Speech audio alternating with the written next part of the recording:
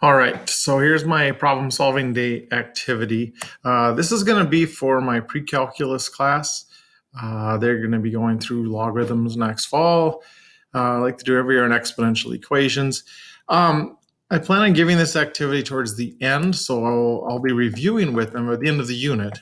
So I'll be reviewing with them all of the different things that we've covered at that point, all the 8 different equations. I will review with them what exponential growth and decay look like and when the equations would be each one.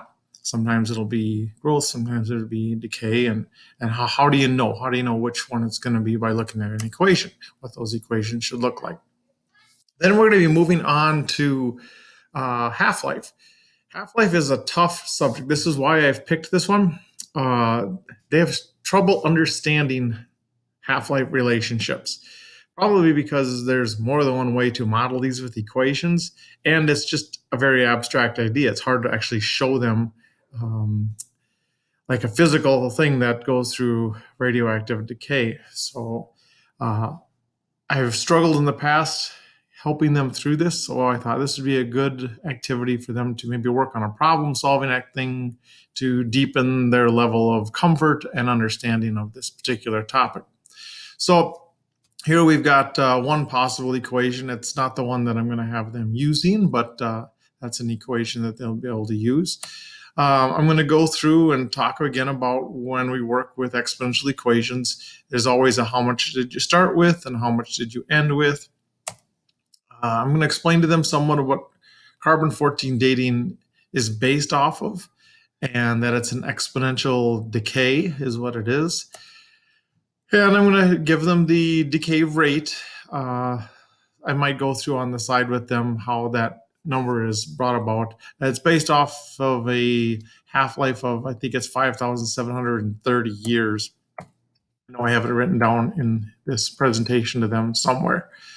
I've got an example here of solving a problem with that decay rate formula. In this case, using that P times E raised to the RT formula instead of the 1/2 raised to an exponent formula. Again, there's more than one formula, which can be a little bit confusing. So then I'm going to go through the problem solving steps. I've actually already started to post these in my classroom this year, and these students will be students I've got this year, so they'll be coming back again. And so they'll have seen this stuff, but go through some of the problem solving steps that we've covered in our class. Understanding what a problem is and how do we know, what's the variable going to be, what are the conditions of the problem, devising a plan, following through with the plan, monitoring their progress. And I've put down a couple of things there. For this one, I think it would be helpful for them to think about, are they headed in the right direction? Decide maybe they need to adjust their plan, but this can be for any problem solving. Look back at their solutions to see if they make sense and do they answer the question. I've got a list of strategies here that they can use. I don't know which ones they're going to pick. We'll just see how this turns out. This is interesting because I don't know how it's going to turn out for them, but we'll just go through it.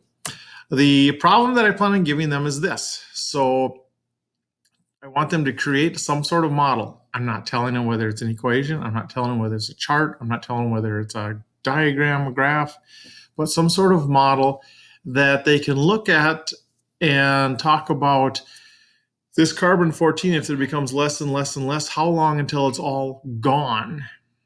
Okay, that would be the model that I'm going to ask them. That's going to be the problem I ask them to solve. How long until all of the carbon-14 would be gone, or at least close to it?